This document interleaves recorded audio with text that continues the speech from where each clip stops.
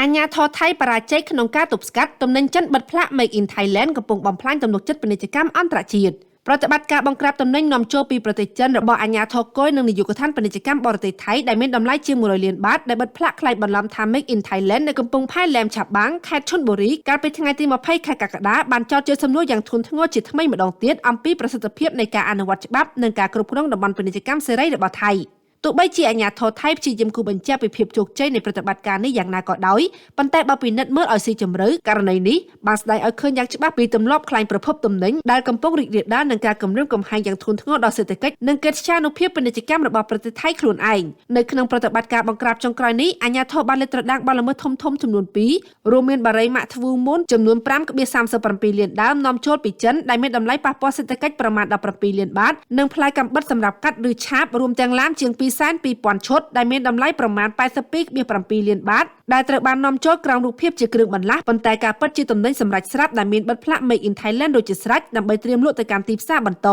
បញ្ហានេះបានស្ដែងឲ្យឃើញថាតំបន់សេរីនិងតំបន់សេដ្ឋកិច្ចពិសេសរបស់ថៃបាននឹងកំពុងក្លាយជាជម្រកនិងជាផ្លូវកាត់សម្រាប់ក្រុមហ៊ុនខិលខូចក្នុងការក្លែងបន្លំអត្តសញ្ញាណទំនិញចិនដើម្បីគេចវាងរបាំងពន្ធនិងវិធានការប្រឆាំងការបង្កើនតម្លៃដែលប្រទេសធំៗដូចជាសហរដ្ឋអាមេរិកនិងអឺរ៉ុបដាក់លើទំនិញចិនការបណ្តែតឲ្យទំនិញចិនជ្រៀតជ្រែកនិងយកឈ្មោះ Make in Thailand ទៅលក់លើទីផ្សារអន្តរជាតិមិនត្រឹមតែជាការបោកប្រាស់អ្នកប្រើប្រាស់ប៉ុណ្ណោះទេប៉ុន្តែថែមទាំងធ្វើឲ្យប្រទេសថៃប្រឈមនឹងការស៊ើបអង្កេតឬការដាក់ទណ្ឌកម្មពន្ធបន្ថែមពីសំណាក់ដៃគូពាណិជ្ជកម្មធំៗដែលចុងក្រោយនឹងប៉ះពាល់ដោយផ្ទាល់ដល់ក្រុមអ្នកផលិតនិងអាជីវកម្មស្មោះត្រង់នៅក្នុងប្រទេសលើពីនេះបញ្ហាភាពទូរលងនៃការគ្រប់គ្រងព្រំដែនមិនមែនកើតឡើងតែលើទំនិញនាំចេញនោះទេព្រោះកាលពីឆ្នាំ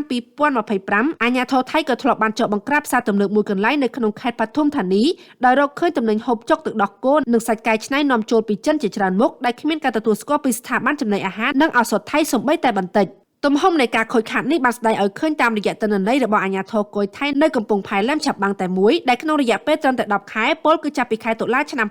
2025ដល់ដើមខែកក្កដាឆ្នាំ2026មន្ត្រីថៃបានបង្ក្រាបបទល្មើសធំៗរហូតដល់177ករណីរាប់ចាប់ពីការក្លែងប្រភពទំនិញសំណល់គ្រោះថ្នាក់រហូតដល់ការរត់ពន្ធកញ្ឆាដោយបង្កើតការខូចខាតសេដ្ឋកិច្ចសរុបលើសពី 1.3778 ប៊ីលានបាតស្មើនឹងជាង$40លានអាមេរិកសរុបមកករណីរឹបអូសទំនិញក្លែងបន្លំប្រភពដើមនិងគ្មានការអនុញ្ញាតជាបន្តបន្ទាប់នេះមិនមែនជារឿងចៃដន្យឬជាករណីដាច់ដោយឡែកនោះឡើយប៉ុន្តែវាជាសញ្ញាព្រមានយ៉ាងច្បាស់អំពីវិបត្តិប្រព័ន្ធគ្រប់គ្រងរបស់ថៃទោះបីជានាយកដ្ឋានគយនិងស្ថាប័នពាក់ព័ន្ធបានប្រកាសពីវិធានការរឹតបន្តឹងនិងដំឡើងកម្រិតទោសទណ្ឌយ៉ាងណាក៏ដោយប៉ុន្តែលំហូរទំនិញខុសច្បាប់ដែលមានទំហំរាប់លានបាតនៅតែអាចជ្រៀតជ្រែកចូលមកបានបញ្ហានេះបានចោទជាសំណួរយ៉ាងធ្ងន់ធ្ងរលើប្រសិទ្ធភាពពិតប្រាកដនៃការអនុវត្តច្បាប់ភាពស្មោះត្រង់របស់មន្ត្រីនិងភាពងាយរងគ្រោះនៃប្រព័ន្ធសេដ្ឋកិច្ចថៃដែលកំពុងបណ្ដាលឲ្យបណ្ដាញពាណិជ្ជកម្មខុសច្បាប់អន្តរជាតិយកដែនដីនិងតំបន់ពាណិជ្ជកម្មសេរីរបស់ខ្លួនធ្វើជាឧបករណ៍កេងចំណេញនិងធ្វើឲ្យប៉ះពាល់ដល់ទំនុកចិត្តពាណិជ្ជកម្មនៅលើឆាកអន្តរជាតិយ៉ាងធ្ងន់ធ្ងរត្រយងនាំសារពិតគ្រប់ទីកន្លែង